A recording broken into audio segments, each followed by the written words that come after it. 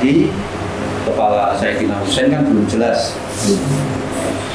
Jadi waktu dibawa ke Damaskus diserahkan pada Yazid, itu Zainab protes keras dan membawa banyak rakyat pendukung Ahlul Bait, sehingga Yazid itu khawatir kalau kepala Husain ini masih di Damaskus sudah bisa jadi pemberontakan lagi. Maka diatur, tapi menyerahkan ke keluarga juga bisa jadi simbol perlahan. Maka diatur kepala Husain ini dilarikan ke utara. Kalau ingat teman-teman pernah membaca, kemudian diselamatkan, dibeli oleh seorang pendeta, ya, dibeli seorang pendeta di Aleppo itu Suriah. Nah, pada akhirnya oleh pendeta ini dikembalikan ke Madinah. Kepalanya dipakai, tubuhnya diterbangkan. Cucu kesayangan Rasul.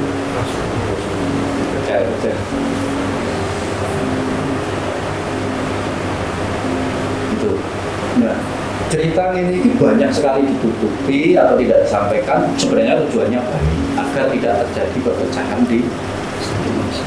Nah, orang-orang Syiah itu mengkritik para sahabat-sahabat ini dalam semua peristiwa ini. Oleh Ahlus Sunnah disebut mencaci maki, disebut terlalu mengagungkan Ali dan seterusnya. Tapi sebenarnya semua latar belakangnya adalah politik.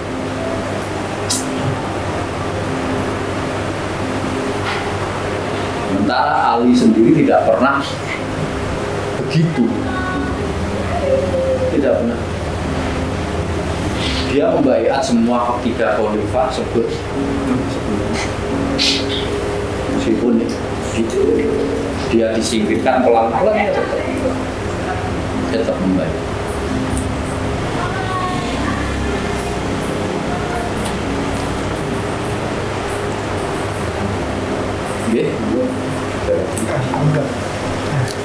Ini teringat catatan cerita di buku sejarah waktu sekolah itu kan tentang perang sivil tadi ya. Di perang sivil itu perang antara Ali dan Muawiyah, kemudian diselesaikan dengan peristiwa tahkim.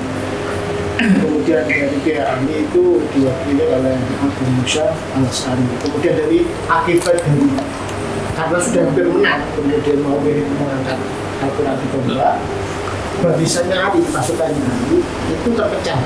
Jadi ya, yang Khawarij nggak setuju. Jadi karena yang terpecah menjadi munculnya Syiah, kalau yang bicara dulu kan munculnya Syiah dan Khawarij itu ketika peristiwa tahkim. Jadi ini handlingnya gitu. Jadi Khawarij terus tak terima dengan keputusan Ali, kemudian keluar dari barisannya Ali. Kemudian disebut dengan golongan yang keluar dari barisannya Ali disebut Khawarij. Kemudian yang ikut Sayyidina Ali itu lanjut yaitu golongan Syiah. Kemudian setelah itu lanjut peristiwa tahkim, yang mana peristiwa tahkim itu pihak Ali diwakili oleh Abu Musa al-Asy'ari, yang mana beliau itu sudah sepuh, kemudian nurut, kemudian pihak dari Muawiyah, yang mana dalam perjanjian itu semuanya merugikan ya Ali, yang akhirnya menjadikan terusir. Nah, itu yang yang saya tangkap dulu itu gitu Pak. Jadi munculnya Syiah dan Khawarij itu setelah perang sivil. Gimana? Sebagai diakui sebagai kelompok besar, iya. Tapi kata Syiah dan kata jenis setelah Khawarij itu bahkan sudah sejak zaman Rasulullah, ketika namanya Khwarizm. Khwarizm ini orang dari Najd, gundul, dilukiskan di situ, gundul, berjenggot, jidatnya. Itu memprotes Rasulullah saat membagi harta bersama-sama. Membagi harta mereka kan Khwarizm ini, ya Rasulullah bersikaplah adil. Kami ini orang-orang Najd yang ada di paling depan, tapi bagian kami kok sedikit. Rasulullah menjawab, kalau di dunia ini aku bersikap tidak adil, siapa lagi yang bisa bersikap? Nah, kemudian Warisim menyatakan keluar dari barisan, langsung pulang ke Najd. Rasulullah kemudian mengucapkan hadis, kelak akan muncul fitnah dari timur, orangnya ya seperti itu, gundul, jidatnya hitam, mereka hafal Quran fasih, tapi hanya sampai ke tenggorokan, tidak sampai ke timur. Mereka ahli puasa dan mereka yang keluar dari barisan. Ini kata-kata Khawarij itu sudah keluar zaman. Demikian juga ketika pengangkatan Abu Bakar, keluarga Bani Hasyim itu sudah disebut-sebut sebagai Syiah.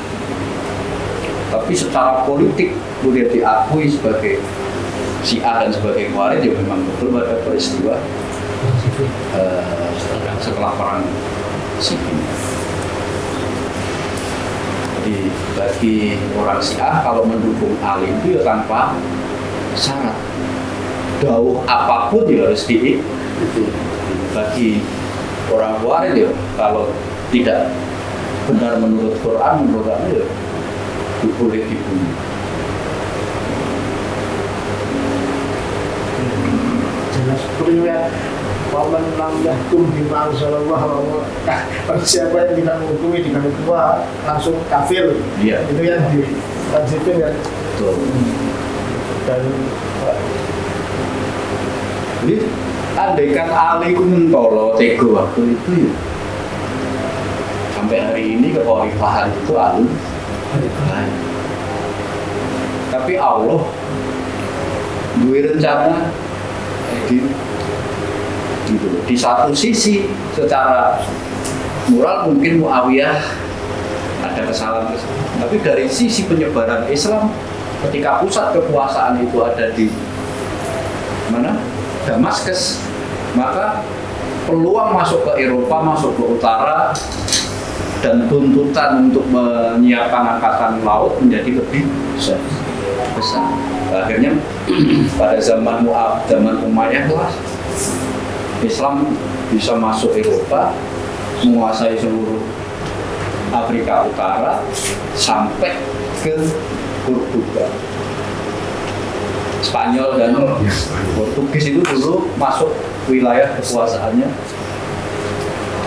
Islam melalui Bani Umayyah. Jadi Gibraltar itu selat antara Maroko dan Spanyol itu dari kata Jabal Torik, karena pemimpin pasukan Islam itu namanya Torik bin Izzat. Setelah menyeberang kapalnya dibakar semua sehingga tidak punya alasan untuk kembali. Pokoknya menang, kok kalah terus berperang. Jadi Allah selalu punya siap dibalik siap peristiwa dan konflik. Jangan sampai membuat kita terjebak pada takdir kita. Salah ya, pokoknya Aisyah itu salah, pokoknya Zubair itu salah, pokoknya Muawiyah itu salah. Dalam hal ini salah, tapi dalam hal yang lain mungkin itu dulu skema.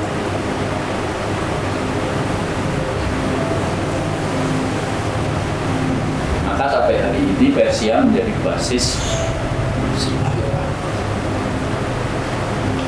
Dan kalau mau bilang kenapa mereka klaim sebagai seperti Khomeini macam-macam klaim sebagai apa keturunan Husain, itu memang masuk akal karena semua keluarga Bani Hasyim berpindah.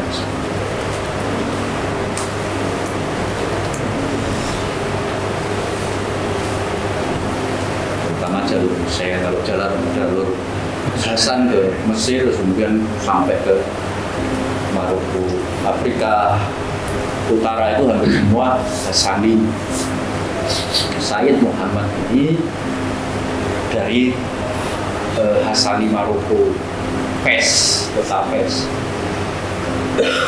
Melalui kakeknya balik ke Mekah. Jadi kalau tanya sekarang di Mekah, keluarga Ahlul Bait ya tinggal keluarganya sana itu.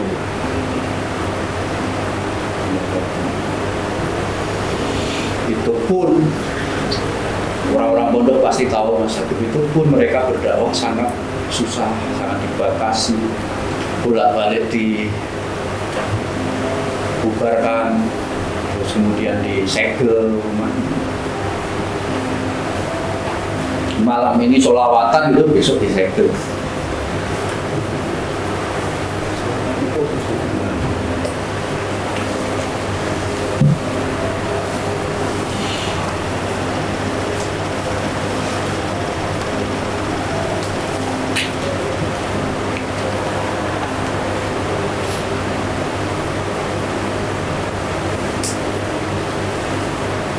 Anak Husain itu banyak, rombongan itu 60 lebih. Jadi istri tadi Yang hidup cuma 2, Zainab sama Ali Zainab. Itu kan pas waktu sakit nggak ikut, masih di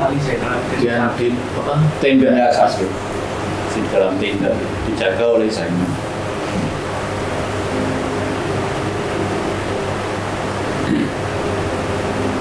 Nah, orang Persia itu terlibat dalam peristiwa. Jadi, ya wajar ya kemudian mereka itu fanatik sampai jauh.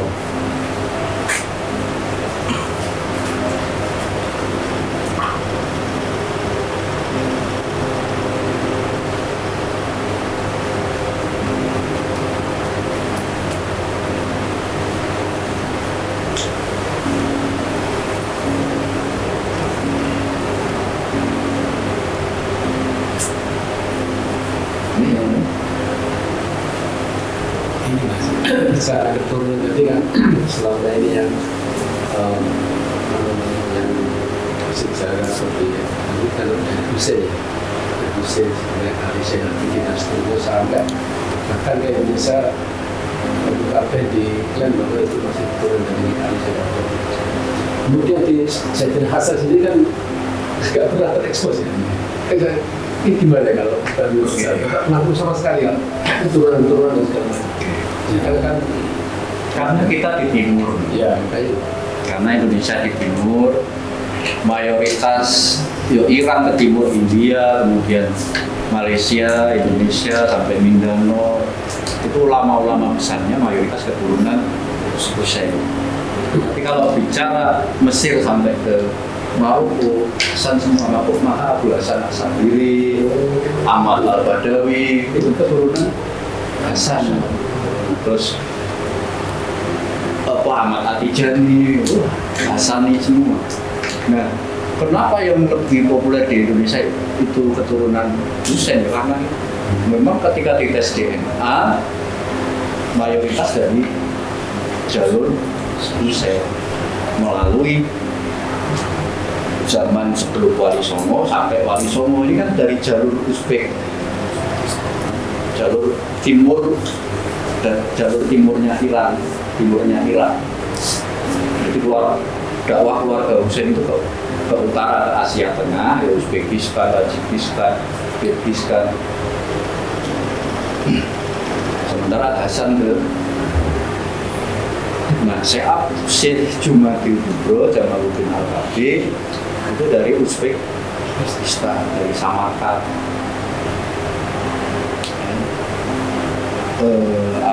Dari Husaini, Syekh Jumadil Kubro punya anak Syekh Maulana Ibrahim Asmaul-Qurani, Syekh Maulana Ishaq, Syekh Maulana Muhammad Abu Suwar. Nah, ini yang memenuhi Nusantara, Malaysia, Mindanao.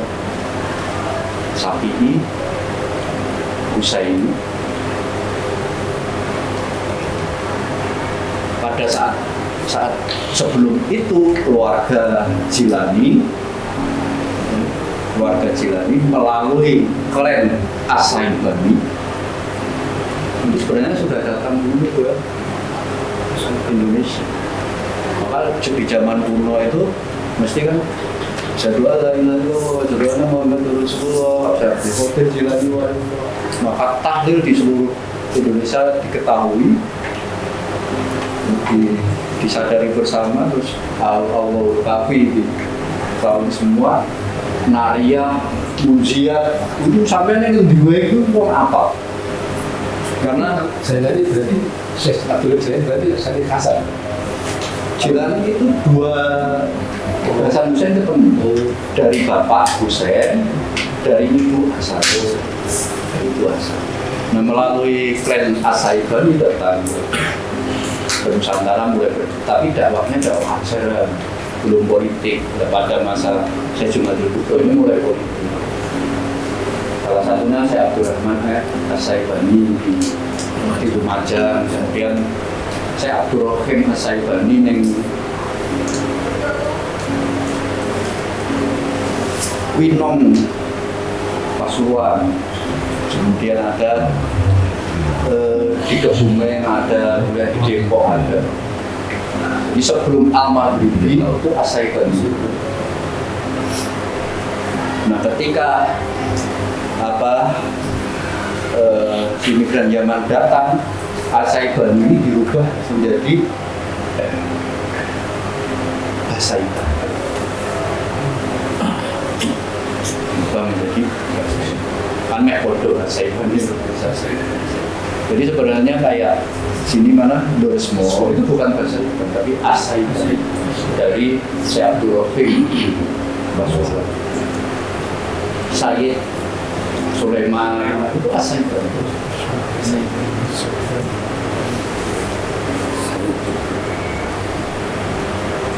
Juga yang bungkul itu deh. Ya, Sayyid Iskandar As-Saibani itu sebenarnya As-Saibani. Itu sudah diklarifikasi oleh Tington ini Jul Sayyid. Saya sebutkan ini kan tulisannya bahasa Iban. Itu sebenarnya bahasa Iban yang As-Saibani yang dari Irak, bukan bahasa Iban yang dari Yaman.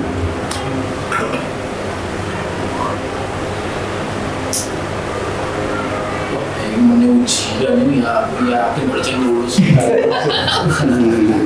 Dari kabeh, hampir semua dasar Toribo di Nusantara itu berdiri mesti ono sholawat Mulia, ono sholawat Maria, mesti ono isik kafi, mesti ono tahlil. Tahlil itu sebenarnya mirip Allah.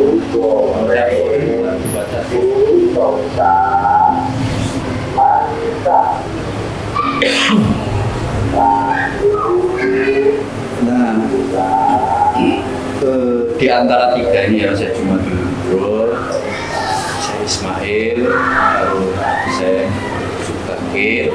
Ini yang jalur Jilani, jalur Syabdul Qadir itu saya Ismail.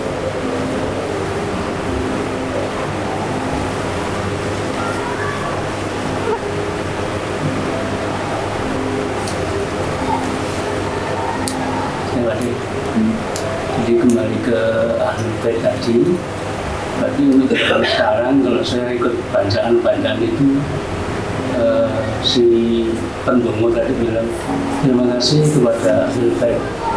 Nah, itu bagaimana posisinya? Enggak, pemilik rumah. Tapi nggak apa-apa.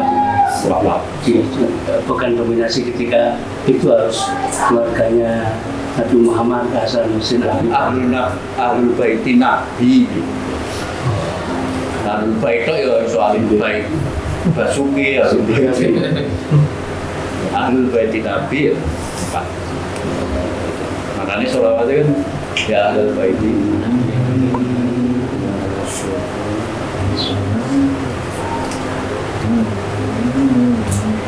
Tapi umumnya bukan pakai Ahlul Bait, Sohibul pemilik.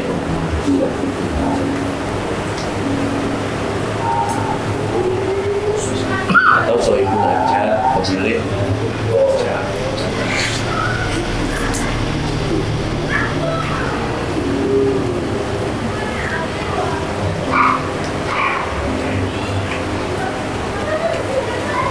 Mulane sampai ojo terlalu benci karo si A ya.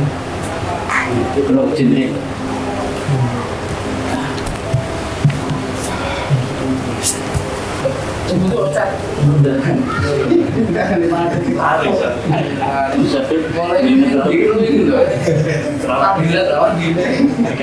tangannya akeh. Kelas.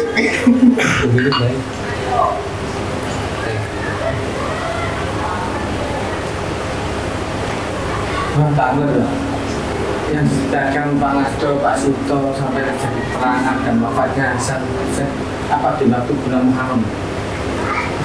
Karbala, peristiwa Karbala, terbunuhnya Sayyidina Husain.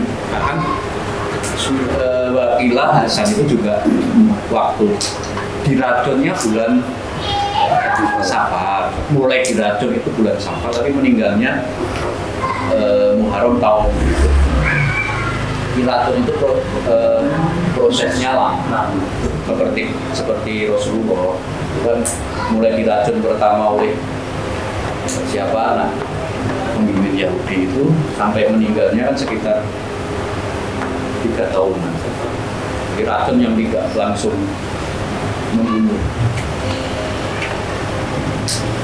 Nah, Sayyidina Husain setelah Madinah diserbu kan harus keluar dari Madinah, itu menuju ke Kufah. Kufah itu di utara. Kalau dari Madinah utara timur. Sekarang masuk Irak, di utaranya Baghdad. Nah, itu jalan kaki. Untuk masuk ke Kufah itu harus melewati padang pasir bernama Karbala. Nah, ketika lagi berkemah di Karbala, inilah diserbu oleh pasukan Yazid. Dia terbunuh syahid. Minta minum tidak dikasih, tendangi, dipukuli sampai dipenggal, kepalanya ini maka dalam sejarah semua pembunuh Sayyidina Husain itu mati dengan istighfar, dengan kondisi minus.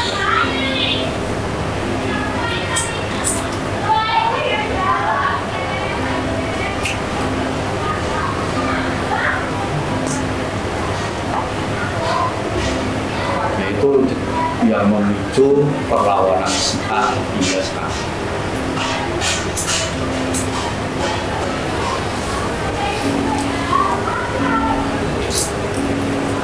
Itu ide politik, tapi Syiah sebagai ideologi agama, sebagai aliran agama, itu baru pada masa Sayyidina Ja'far as-Sadiq. Jadi yang merumuskan fikih Syiah. Jadi sampai masa Sayyidina Muhammad al-Baqir, putranya Sayyidina Ali Zainal Abidin, itu masih gerakan ideologi politik. Itu menjadi ideologi agama mulai Ja'far as-Sadiq. Jadi kayak Imam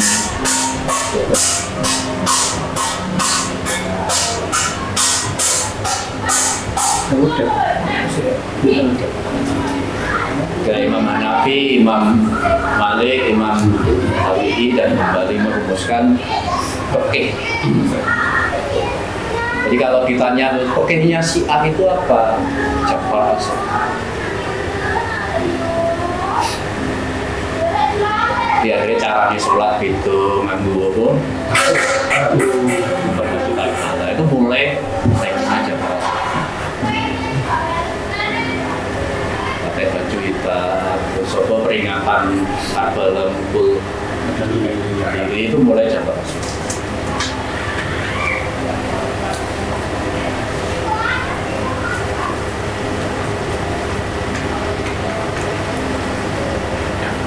Nah, Syiah yang dikutuk oleh salafus saleh, terutama tadi yang saya sebut juga di Sohibul Haud, Sufyan as-Sauri, itu adalah Syiah Zaidiyah sama Syiah Ismailiyah. Jadi Syiah itu secara garis besar ada 4.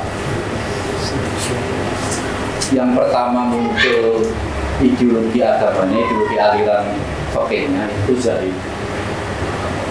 Zaid itu salah satu putra dari Imam Ali Zainal Abidin. Terus Ismail ini salah satu putra dari Sayyidina Muhammad Al-Fatih. Terus Fatimiyah itu yang mendirikan dinasti di Mesir. Terus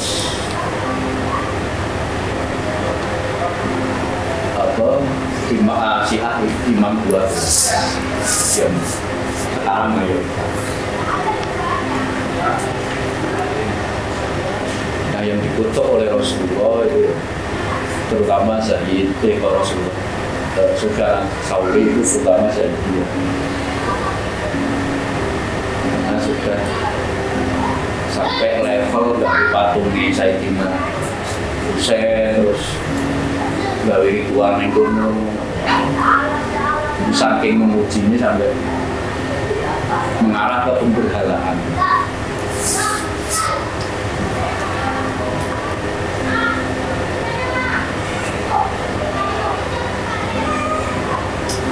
Jadi kalau sampai memperhatikan dahulu Imam Khomeini itu jangan mencaci maki sahabat yang rukun dengan Ahlus Sunnah. Itu aliran di 12 ini.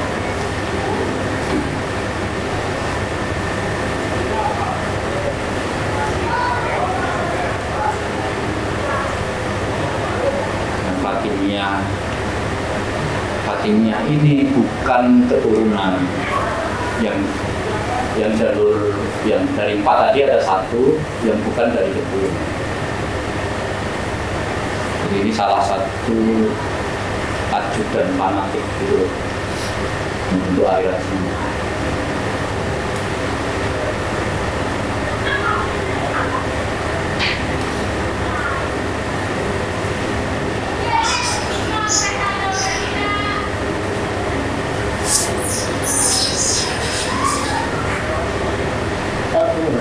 Karena ada mengatakan sejarah itu akan berputar berbulan.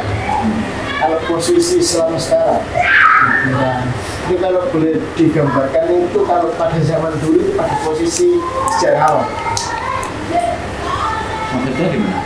Kalau sekarang kan Islam posisi itu sekarang Iran itu sekarang lagi hebat dan banyak begitu. Sedangkan pada zaman dulu Islam kan juga pernah mengalami keadaan naik turun. Pada zaman sekarang kalau digambarkan itu kalau digambarkan dulu itu pada posisi ketika sejarah apa gitu. Sekarang begini. Pada era Mu'tazim, Khalifah terakhir Abbasiyah itu seperti Islam sekarang, jadi nggak bisa bersaing dengan dunia. Pemimpin-pemimpinnya sibuk menumpuk kekayaan, mengejar jabatan, melok pemilu, semacam-macam.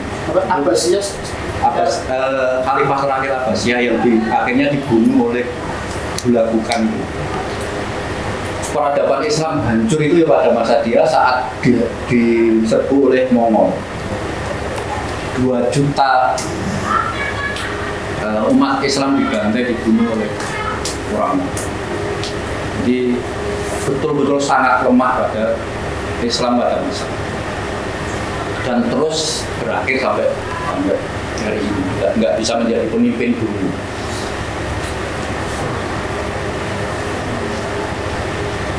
Nah, terus bangkit lagi di era Ottoman. Nah, kita ini lagi menunggu era itu. Maka akhir-akhir ini di medsos banyak orang bicara tentang Utsmaniyah. Ini bagus untuk menyemangati lagi. Jadi selama 100 tahun lebih itu Islam di masa yang gelap. Ya kayak kita sekarang. Ibaratnya sejak Marshall Plan dirumuskan tahun 1946 sampai sekarang dunia Islam diperbudak. Nah itu mulai Abbasiyah terakhir, Sultan Abbasiyah terakhir sampai munculnya Utsman itu sekitar 100 tahun. Ini 46 sampai sekarang berapa? 80. Berarti sekitar 20 tahun. Nah itu manis karena kan sejarah betul berulang.